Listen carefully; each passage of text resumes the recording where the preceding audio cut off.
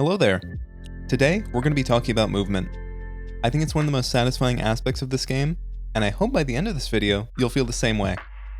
In this video, we'll be laying out the fundamentals of movement in this game, and then we'll go through all the useful movement tech that I know of, from basic to difficult. We'll be breaking down each one, showing inputs, going over common mistakes, and demonstrating practical applications. After we've established all the movement tech, we'll go over how you should be approaching rooms and chain everything together for fluid, quick gameplay.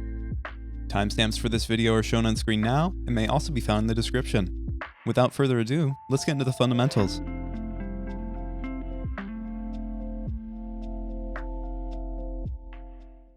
So this game runs on tank controls, meaning the same stick is responsible for movement and aim. Forward and back will move you forward and back, left and right will move your aim left and right. Holding L will lock your aim and let you move freely. Holding R will lock your movement and let you aim freely. Holding L and R at the same time, and then releasing R, will lock your aim where you were last looking. Holding L and R mid-air locks your momentum in, meaning I can completely turn around and continue to jump in my original direction without touching my control stick. This mechanic is essential for pretty much every trick later in the video, such as roll jumps and scan dashes.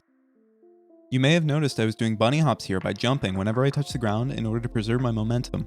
This mechanic can be used anytime you want to keep your speed, and will be a core aspect of a specific trick later in this video.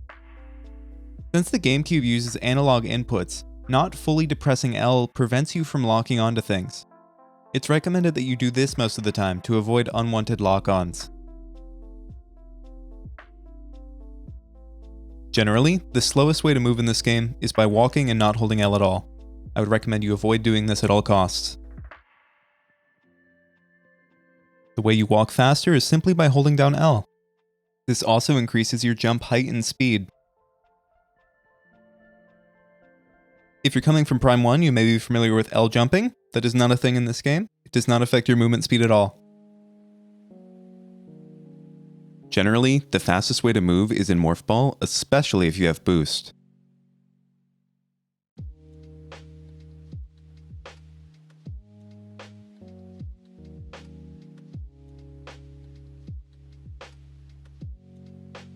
Generally, if you're newer, I would recommend you stay with the Morph Ball when traversing most rooms.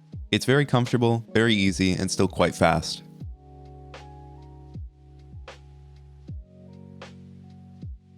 Now I want to quickly brush up on efficient turning. Now what do I mean by that? Well, let's spot the difference between these two clips.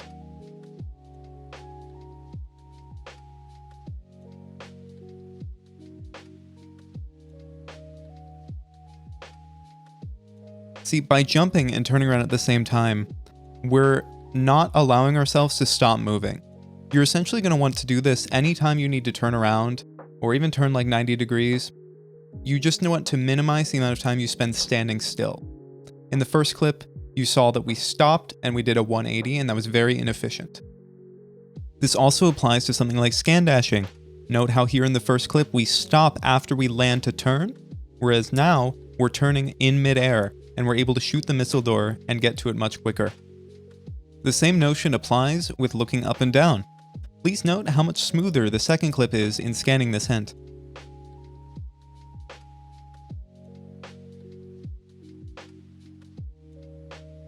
In summary, minimize your time spent standing still in order to maximize your fluidity. Another thing I want to touch on in this section is hand controller placement. I use two positions, a standard claw grip and a standard like controller grip that you'd normally use. I swap between them as I see fit, usually going between doors.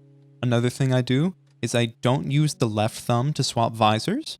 Instead, I reach over with my right thumb, such as this, and this allows me to switch visors while moving still. In practice, it might look something like this.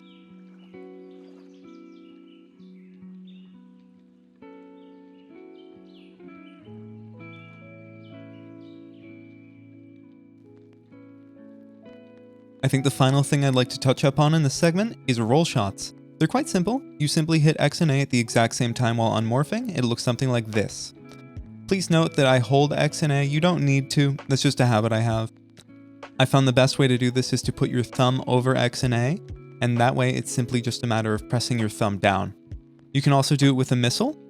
I like to put my fingers on the buttons such as this, and I aggressively slam on X and Y. I find this the most consistent way to shoot a missile while unmorphing. Be wary that you can accidentally use a power bomb, so make sure you're quite confident before you go for this. Roll shots are not only useful for opening doors, but as you can see here, they can be used to shoot safety bubbles.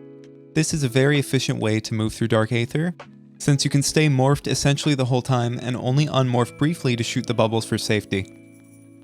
By performing a roll shot, you can also begin charging if you continue to hold down A. This allows you to charge up a super missile while you're still unmorphing. Another common and useful application of roll shots is opening portals. Roll shots are yet another tool you can use to increase your fluidity and never stop moving.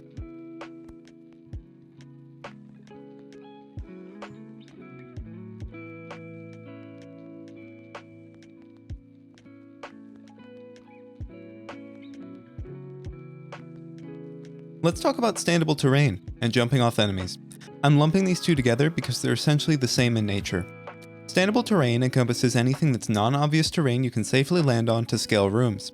These can include small ledges, boxes, blade pods, railings, and much more. Essentially, we're climbing the environment and decorations to reach new heights.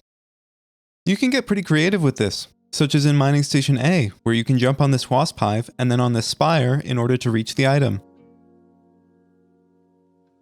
Sometimes where you can stand gets pretty obscure, such as in Watt Station, where you can actually stand on this wall to reach the bomb slot.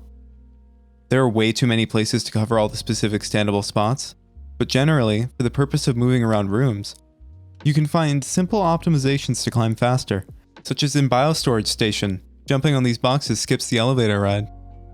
In Sacred Bridge, jumping off of this crate lets you skip using the cannon. And in Battleground, you can reach this in-cache from the bottom quite quickly. Jumping off enemies is exactly what it sounds like. Use the enemies to gain extra height. This trick is pretty niche, and there aren't too many places where it can be used. A good example of this is jumping off of the Grenchlers in Dungeon to get to the portal without space jump. You can also use this trick to skip fighting Quinton. This trick can get pretty crazy at a high level though. Here in Reactor Core, you can use it to jump off of this res bit to get the item without space jump. You can even fight Emperor Ing 2 without having Spider Ball. While its applications are few, it's good to keep in mind that certain enemies are essentially just walking platforms you can use to scale rooms. You may not find yourself using these tricks all the time, but it's important to keep an open mind and get creative with how you approach certain rooms. Speaking of using the terrain to our advantage, let's talk about a trick as old as Prime speedrunning itself.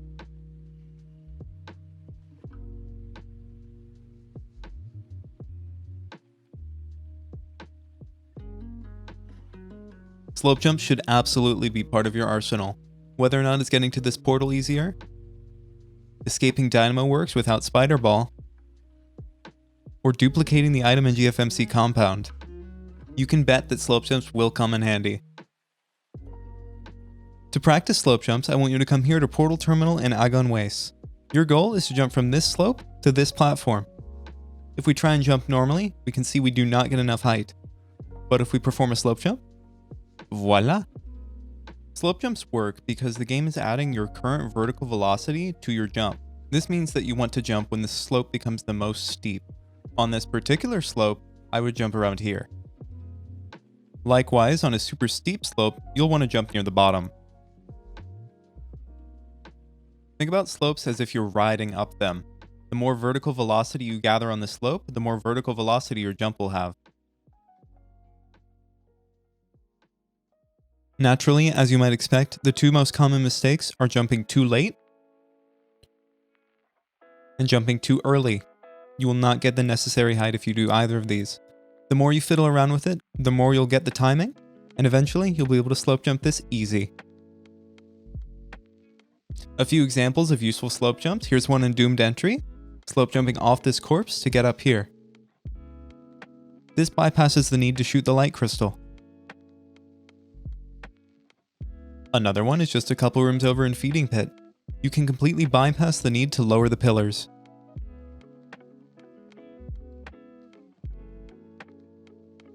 Here in Agon Temple, you can leave without ever having a way to destroy the gates.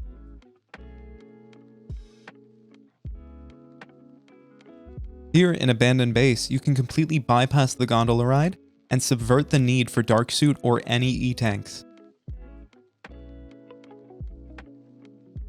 I implore you to play around and try and find slope jumps that you find useful, and also peruse through the Randovania trick database. There's just way too many good slope jumps to cover in such a short time span.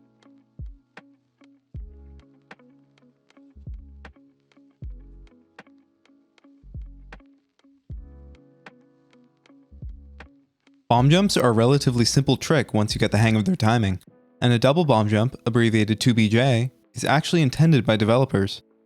Their main utility is climbing rooms without space jump. In order to perform a double bomb jump, lay a bomb. Once your bomb is about to explode, lay a second bomb. A visual cue of when to do this is when your first bomb disappears. After your first bomb explodes and sends you up, lay another bomb near the apex of your jump before you start to fall back down.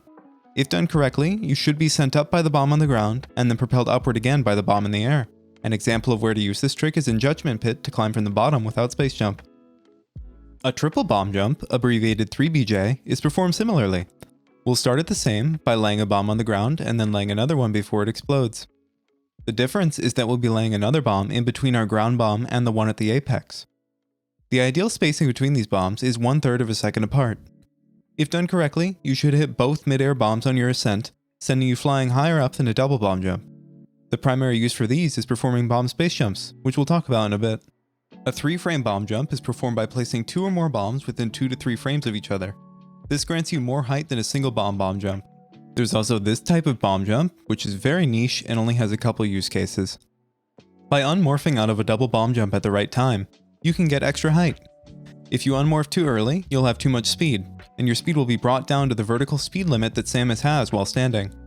This speed cap is also why you'll be unable to gain extra height on a triple bomb jump. By unmorphing too late, you lose too much speed falling in Morph Ball, and you'll hardly have any vertical velocity when unmorphing. If you have space jump boots, the height you can gain from unmorphing is greater than if you don't have space jump. This makes certain bomb jumps impossible without space jump. A laddered bomb jump is when we incorporate some horizontal movement. Essentially, we'll be holding forward after our first bomb explodes before then laying our mid-air bomb. This puts it in front of us. Then we'll be holding back to reach our bomb on the ground. Right before our ground bomb explodes, we'll hold forward again to reach our laddered mid-air bomb. Combined with a well-timed unmorph, this lets you climb rather efficiently without space jump. An example is in Mining Station A. Other examples of where you can use bomb jumps are a 3-bomb jump in Industrial Site to pass this gate from behind, in Warrior's Walk to reach this plateau from the bottom, in Temple Assembly Site to get up on this pillar and reach the item, and a difficult one in Feeding Pit to reach this pillar without space jump. Bomb jumps are an important asset for moving around without space jump, and open many paths that would otherwise be inaccessible.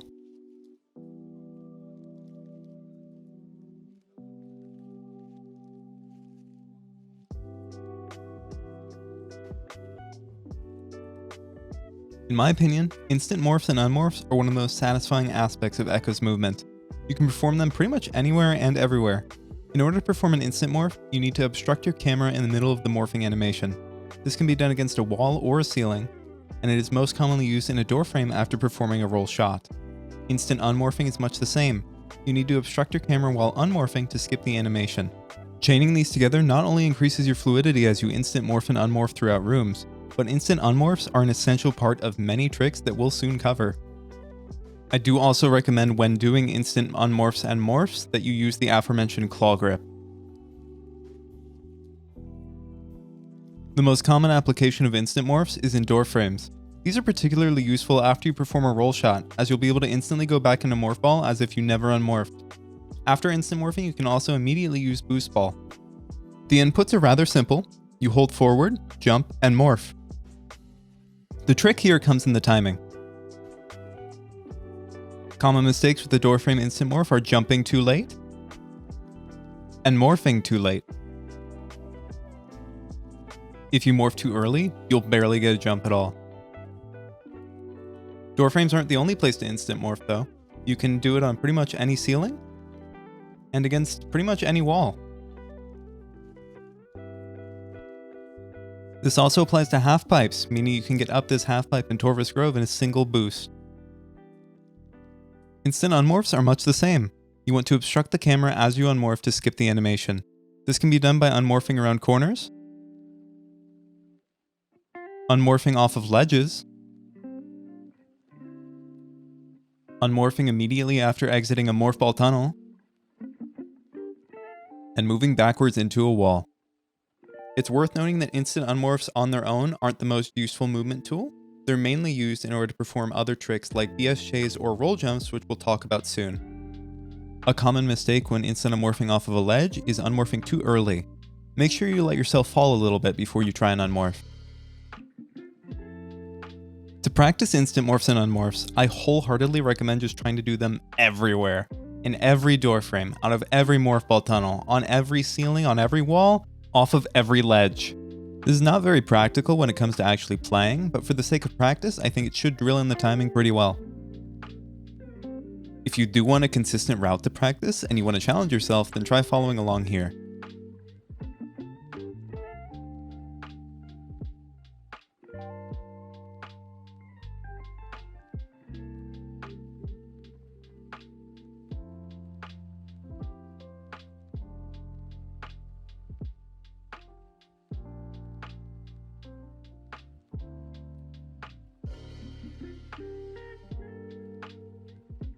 I hope you're at least a little bit more familiar now with the execution of instant morphs and unmorphs, and I think that should segue nicely into our next topic.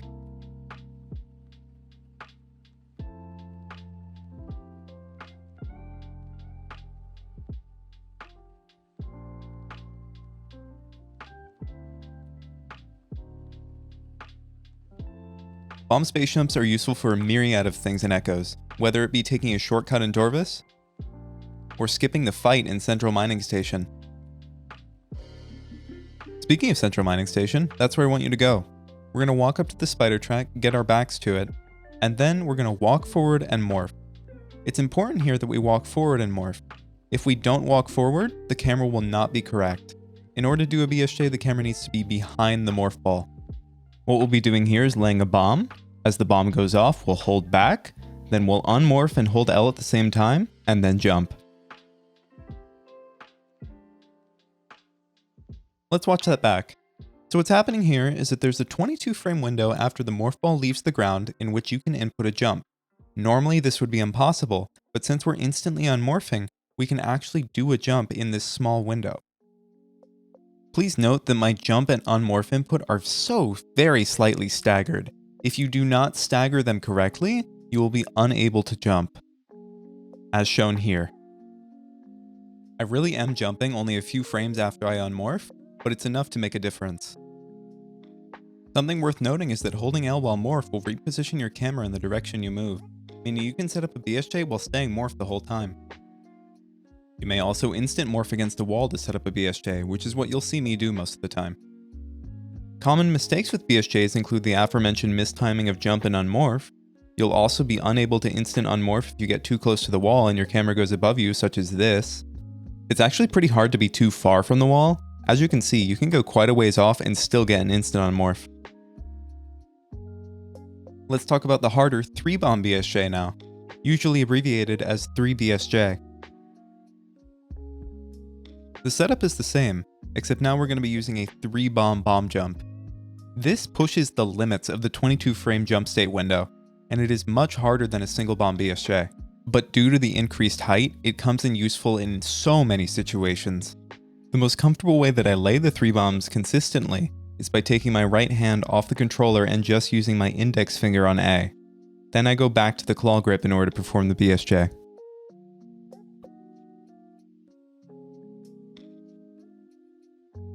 Three BSJs have the same common mistakes as the single bomb BSJs, except now there's an additional sticking point of unmorphing too late and leaving the 22 frame jump state.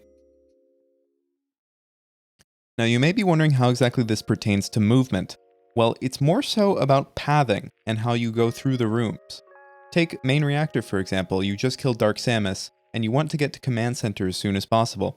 The normal route would be to take this elevator, shoot this crystal, and now you're at the door. Alternatively, you can come over here and perform a quick BSJ to climb up to the door almost immediately.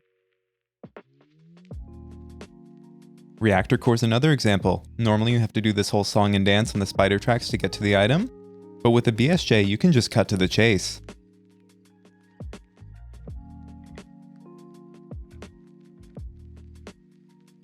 And that's how I want you to think about BSJs in the context of movement. They're not necessarily a tool that'll help you develop more fluidity, but they are a tool to help you path more efficiently and optimize your time spent in rooms. To learn more BSJs and applications for all the tricks mentioned in this video, please check the description for a link to the Randomania trick database and the Metroid Prime Randomizer Discord.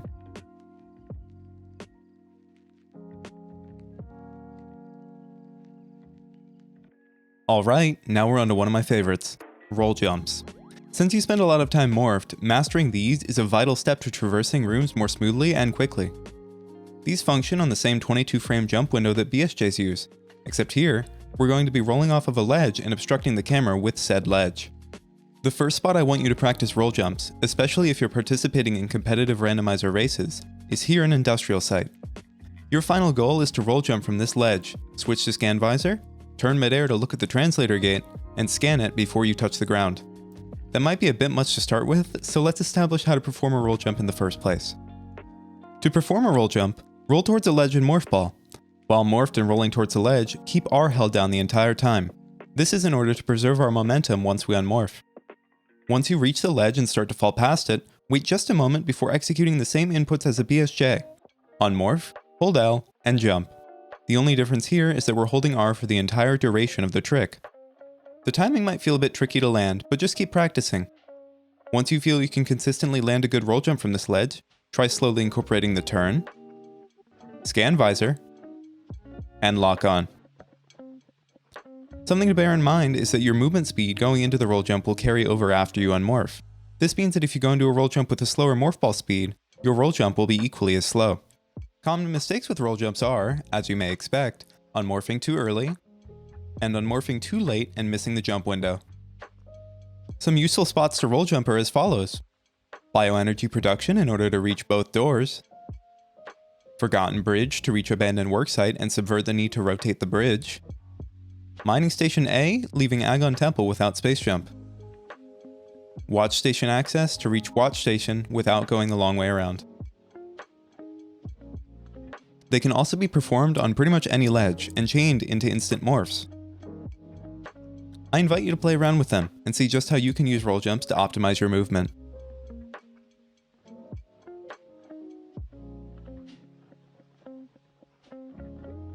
Now onto a relative of the roll jump, the boost jump. This one can be a little finicky.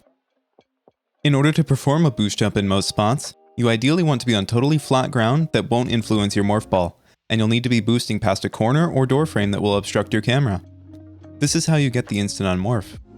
In certain areas, you'll roll in the correct direction naturally, and can boost jump without inputting a direction. An example of this is Meditation Vista. Let's take a trip to Watch Station Access to practice our first boost jump. The steps for executing a boost jump are as follows. Walk forward and morph like you would for a BSJ. Charge up your boost ball without moving. Very, very, very gingerly tap the control stick in the direction you want to boost jump. The camera should not move at all, only your ball. If the camera moves in the direction you pushed, you move the stick too far. You can also hold R here just like you do for a roll jump.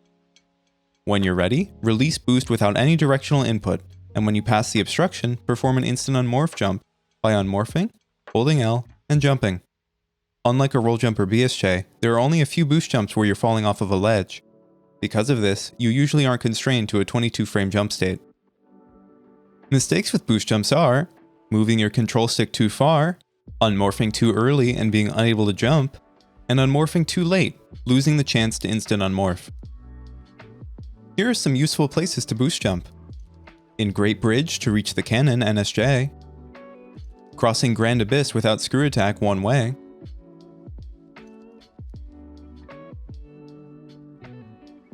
Quick aside, you may have noticed that I didn't land on the platform, but I was respawned onto it. This is because the game uses something called terminal fall triggers. Essentially, in rooms with large drops that respawn you on a platform once you fall a certain distance, terminal fall, there are invisible trigger boxes that once touched will set your respawn point to that new spot. This is what happened after doing this boost jump, and it's also how the roll jump in Watch Station Access works. Alright, back to boost jumps. You can cross Worker's Path without activating the cannon. In Lower Torvus Access to quickly cross the water. and in Sand Canyon to quickly reach the center platform. Boost jumps, while not necessarily used as much compared to other movement tricks, are still a useful skill worth having in your back pocket, as you never know when you might need to zip across an entire room.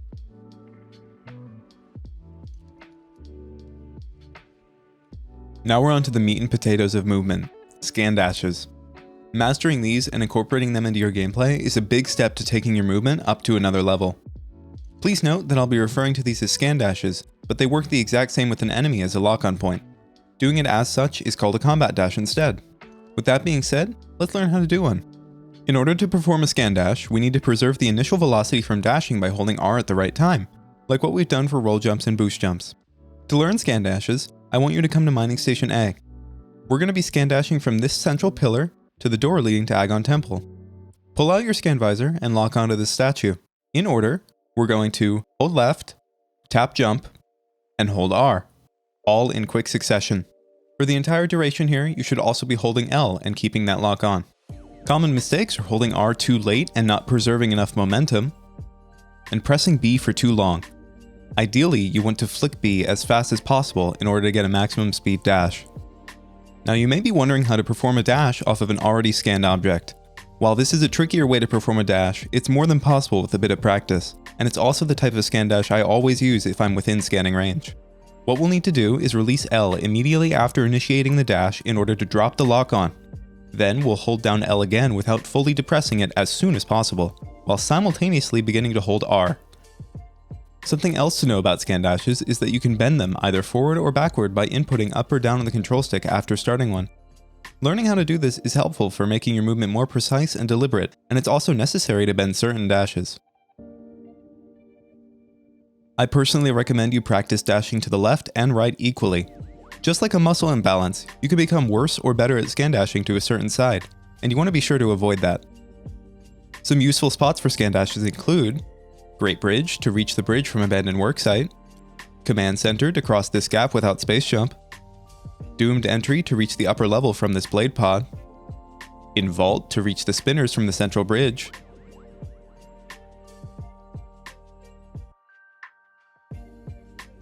and in Mining Plaza to cross this gap without missiles to lower the rock. I hope you're able to understand how scan dashing works now, and I think it's going to be a very useful tool in your toolkit. Now, let's move on to my personal favorite of all the movement tricks.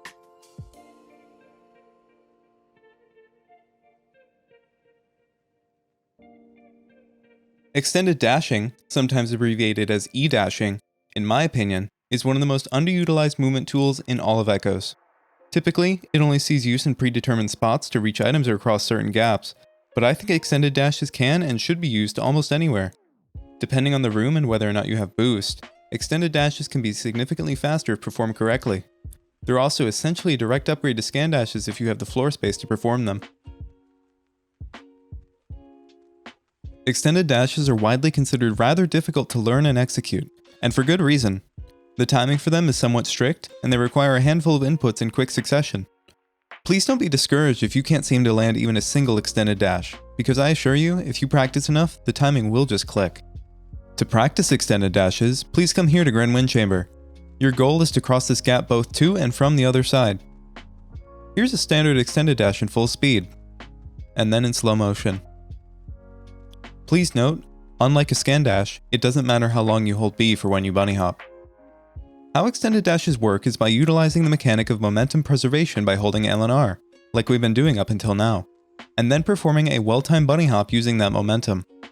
In order to generate more momentum, we're going to be jumping, and instead of immediately moving in a direction like you would with a normal dash, we're going to be delaying our movement input slightly so that we fall. If you find yourself dashing like this, then your timing is too early. If you can't get a dash at all, then your movement input is too late.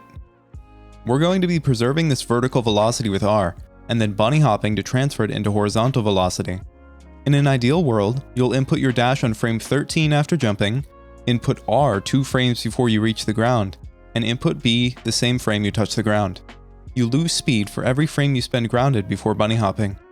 This is very hard to perform consistently, but even a slightly subpar extended dash will take you leaps and bounds further than a scan dash. Now, that's how you do a standard horizontal extended dash. And I'll be honest, I never do them like that. I just showed that method for the sake of being thorough. I will always bend my extended dash depending on where I'm going. Not only does this greatly help with consistency, but technically, bent extended dashes generate much more velocity according to the frame data on screen now. Please check the description for a link to this doc made by aliens. In order to bend your extended dashes and make them much more consistent to perform, we're going to be making a quarter, third, or half circle with our control stick. To practice bending, we're going to shift locales to the bottom of Standable. The same moment we initiate a jump, we're going to flick our control stick all the way up or all the way down, depending on which direction we're going. Up to bend backwards, down to bend forwards.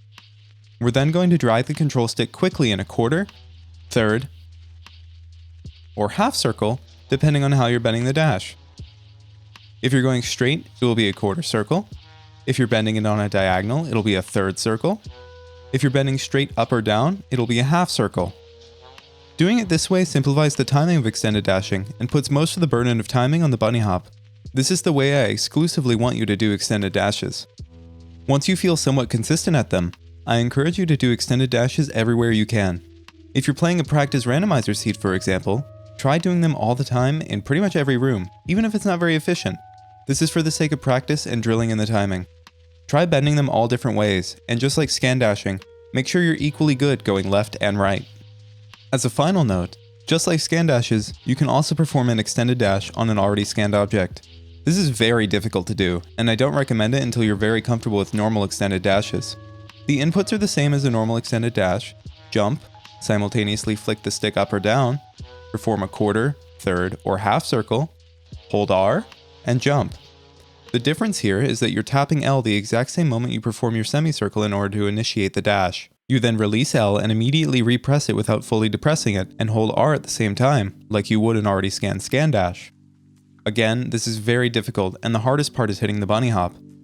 Since you're briefly pulling up the logbook, this delays the timing of your B press from a normal extended dash, and you need to bunny hop much later. Very tricky, and I personally still mess it up more than I succeed. Common mistakes with extended dashes include mistiming your dash, either too early or too late, jumping too late and losing too much speed, jumping too early and space jumping on accident, pressing R too early and not getting the maximum velocity, and pressing R too late and losing all the velocity. Some examples of where to use extended dashes are a forward bent dash in temple assembly site to reach the item without space jump, very important for competitive randomizer. In Sanctuary Temple to cross the room in the blink of an eye. One of the hardest extended dashes to perform in the game, Reverse Grand Abyss, to get back to Watch Station without screw attack. In Venomous Pond to reach the item with and without space jump. And as a replacement for most scan dashes.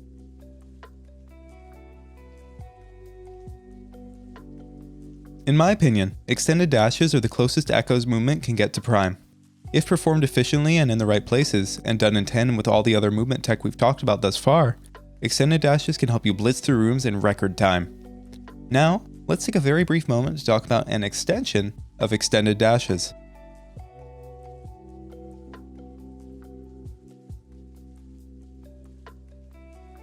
Pulse dashes are a term used to describe chaining multiple extended dashes together. If you're already comfortable with extended dashes, this should be pretty easy to pick up. Find your way back down here to the bottom of Sanctuary Temple. We're going to be performing an extended dash, then we'll continue to hold L in the direction we chose to dash in. We will not be letting go of these. We'll then very briefly release R. Then, essentially, we'll be repeating the R and B press part of an extended dash over and over again. To help with timing, I try and get into a rhythm based on the sound. Listen for yourself here and try to hear that rhythm. You can also bend these. An example of a bent pulse dash is crossing the top of Sanctuary Temple. And yes, if you're wondering, this also means you can bend your first dash backwards and your next one forwards if you'd ever want to do that for some reason. Pulse dashes generally have less utility since you need a lot more floor space than extended dashes to use them. Regardless, here are some useful places to use pulse dashes. The aforementioned Sanctuary Temple, in Dark Agon Temple after grabbing Trial Tunnel, in Agon Temple after roll jumping here, in Mining Plaza, and in Temple Assembly Site.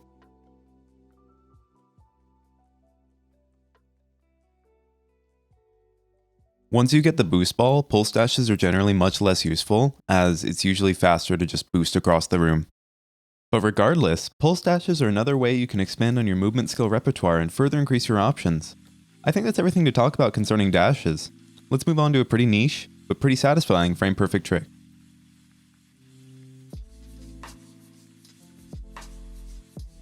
Ledge clips are weird. In order to perform one, you need to snap up onto a ledge while jumping into it, then perform a frame perfect jump.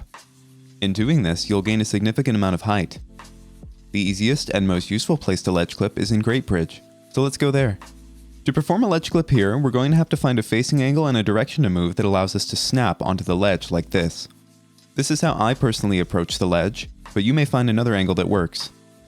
We're going to hold into the ledge and jump up while continuing to hold our snapping angle, and then the exact frame we make contact with the ground, we need to jump.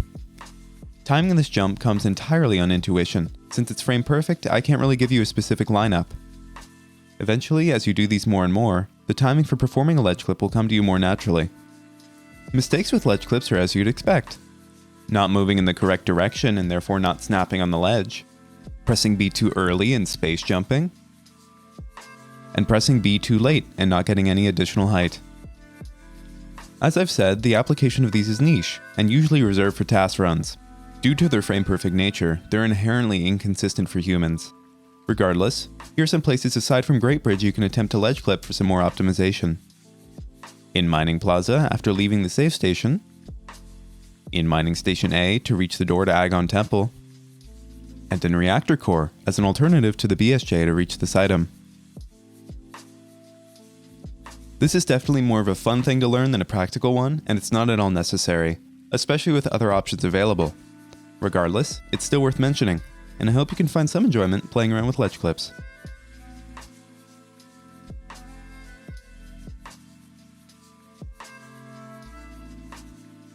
Air underwater is a frame-perfect technique in which you morph on the exact frame the camera crosses the threshold of water.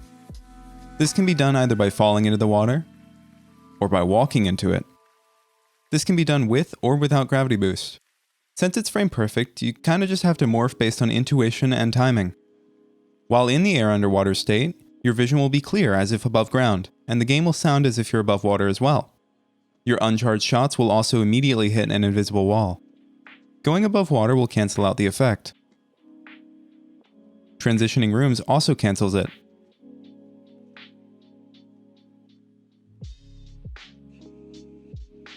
The crucial part of this state is that it allows you to use screw attack, and that's where its utility comes in.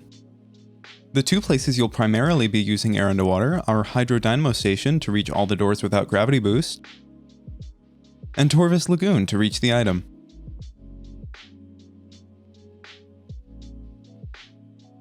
As far as I know, doing air underwater with gravity boost only has a real application for quick killing Alpha Block.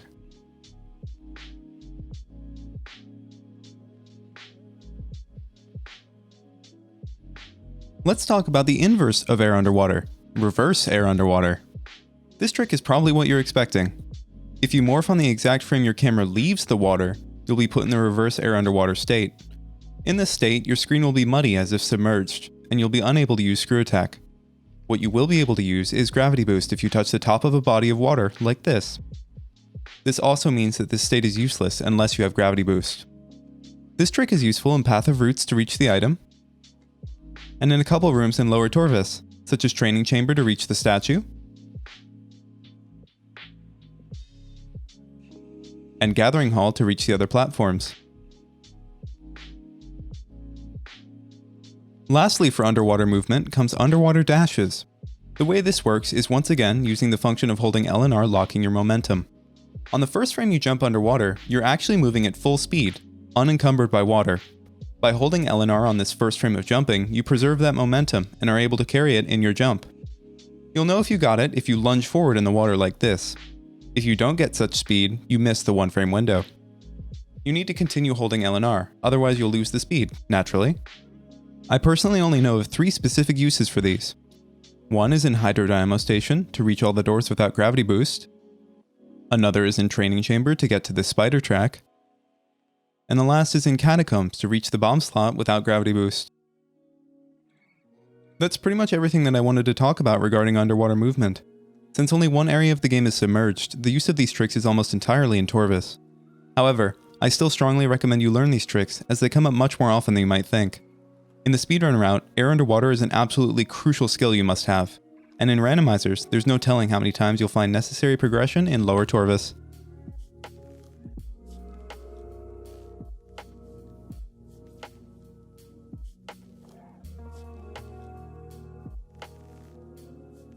Screw Attack is not only a necessary item for reaching Emperor Ing and beating the game, but it's one of the most powerful movement and damage items you can get in Echoes. With Screw Attack, you can traverse almost any gap with ease, get out of bounds in practically every Morph Ball tunnel, and bust open all the Seeker Missile doors. Under certain conditions, you can even use Screw Attack without having Space Jump. Dark Aether's atmospheric damage is also significantly reduced while Screw Attacking, letting you traverse rooms like Plane of Dark Worship without Dark Suit with very little health.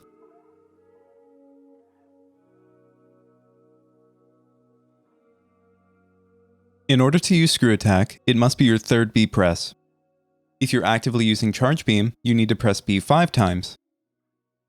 You must also be looking straight ahead, be airborne, and be moving forward on the control stick. Looking up or down will prevent a Screw Attack.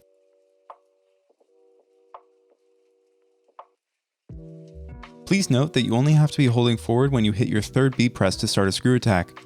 This means that if you just tap forward at the same moment you press B and then let go of it, you'll initiate a falling Screw Attack. This is the key to performing Seeker skips, which we'll talk about in a bit. The height of your Screw Attacks will depend on where you initiated your second B press. You can see here when I started a Screw Attack, I got raised rather high, matching the height of where I space jumped. This is used in rooms like sand processing. If you delay your third B press too much though, you'll not be able to Screw Attack. While Screw Attacking, you have limited influence on the direction you go. Holding left or right will slightly shift you in those directions.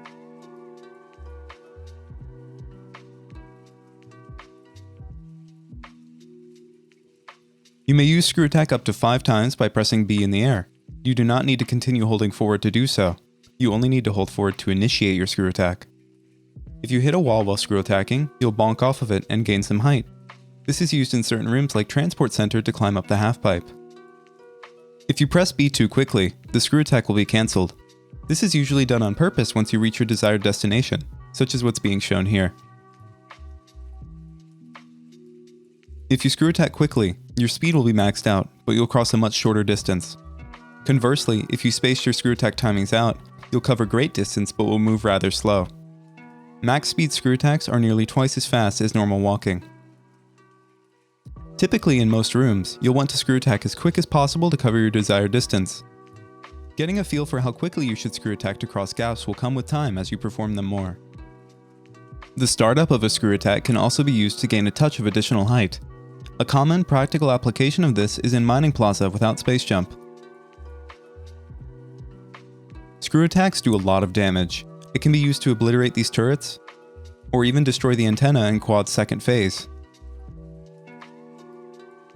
The main and most important uses for Screw Attack damage are for fighting Dark Samus and Emperor Ing 3. Screw Attack is absolutely vital in killing both of these bosses. Emperor Ing's third phase has a hitbox underneath his body that's extremely weak to Screw Attack. If done optimally, you can end this fight in just 3 somersaults.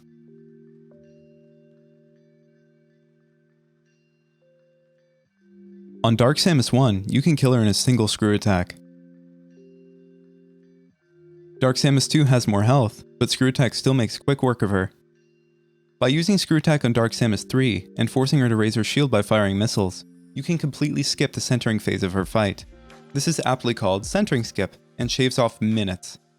It's worth mentioning that it's unfortunately random whether or not she'll center immediately.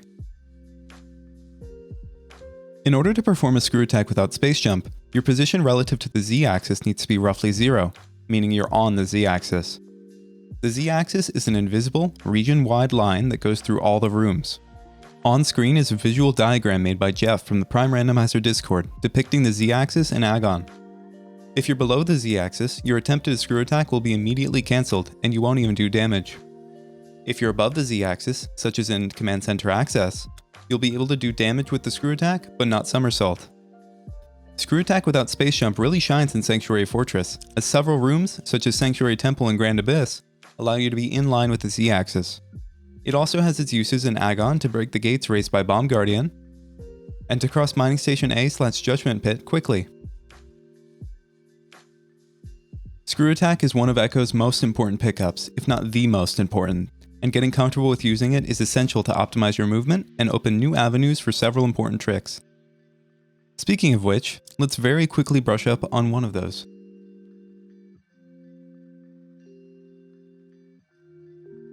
Seeker locks without seeker missiles, known as seeker skips, are an important sequence break both in the speedrun and in randomizers. Since this pertains more so to routing and less to movement, we'll only briefly touch on the topic. To perform a seeker skip, you need to shoot a missile at one or two of the locks depending on which door you're doing. Initiate a falling screw attack next to a seeker lock, and then perform a somersault to destroy the remaining locks. This trick is rather difficult, and some of these seeker locks require absolutely impeccable timing. A common mistake when performing seeker skips is holding forward for too long when initiating your screw attack.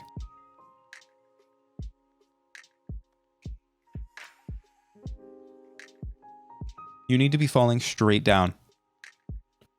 Please check the description for a link to Mr. Miguel's video in which they demonstrate every seeker skip in the game.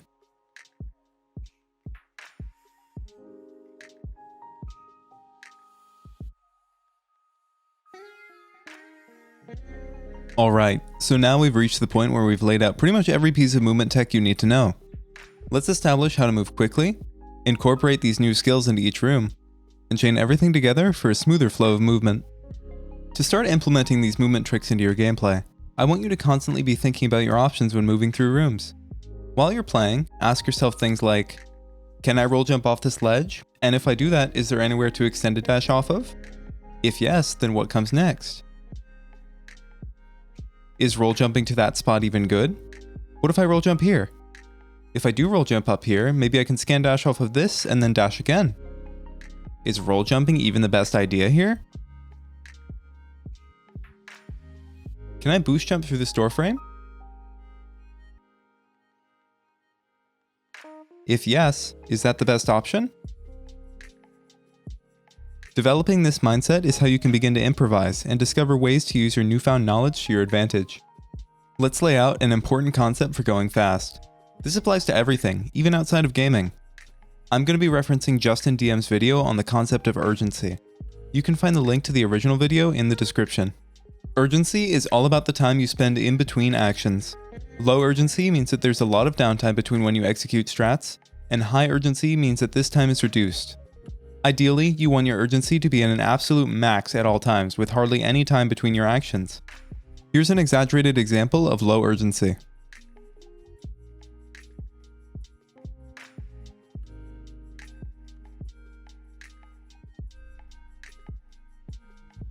Now, the same room with as high urgency as I can muster.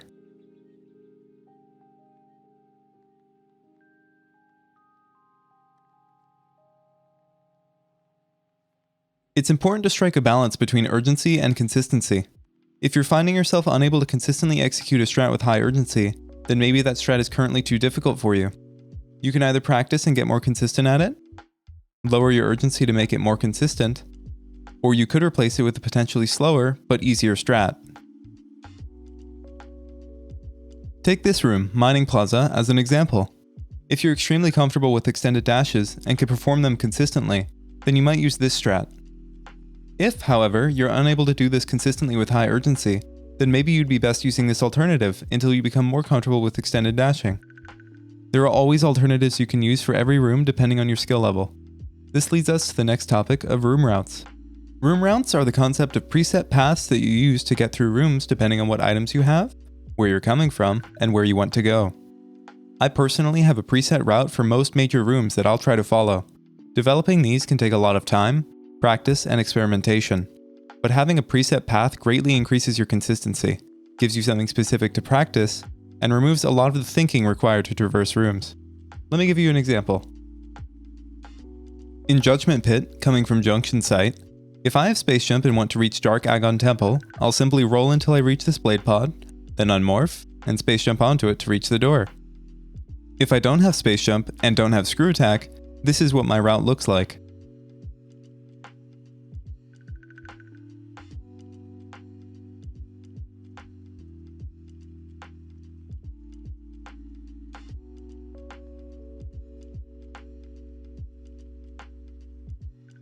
If you're not as comfortable with all these tricks though, your route may look more like this, and that's totally okay. So long as you can consistently perform it, and it's the most optimal for your current skill level, it's a good route.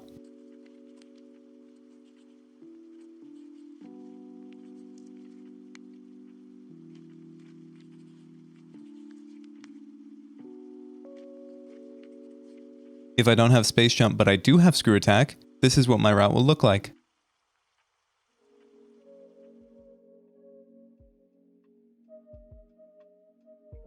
This is just one example of the many paths you can take through a room depending on what you have at your disposal. Routes can come naturally to you as you play. You may improvise a room and like the way you did it, and then turn it into a consistent route. That's how I've come up with a lot of mine. You may also want to sit down with the specific goal to practice different strategies you can perform and develop your own routes. Be sure to time your different routes to see which one's the most optimal. It's also important to constantly be revising your routes, optimizing them as much as possible, and evolving them as you evolve yourself. Of course, you're human, so you won't be able to execute every strat 100% of the time. As such, it's also important to develop backup strats in case you fail to execute any one of your routes. You can choose to just wing it and improvise using the trick knowledge you have, which is its own skill. Or you could fail a strat on purpose to iron out a plan B. Naturally, I can't go over all the possible routes for all the possible rooms. This video would end up being 12 hours long. I just wanted to establish the concept and get you thinking of consistent ways you can approach rooms depending on what tricks you know. To summarize, develop a habit of actively thinking of new ways to implement movement tricks into your gameplay and how you can string them together, and build optimal routes for rooms that you can consistently follow with a high level of urgency and come up with backup strategies, then revise those routes as you improve. With all that being said, I think that's just about everything I wanted to cover. Please check the description for any links mentioned in this video, and some links to resources I didn't cover. I hope you found this video helpful in at least some manner. It would mean a lot to me if you shared your thoughts in the comments and provided feedback. Thank you to all who develop and work on Randovania, and thank you to those who run the Metroid Prime Randomizer Discord and organize events to build community. Lastly, thank you for watching this guide through to the end. I'm so grateful to have been able to share some knowledge with you, and I hope you have a beautiful day.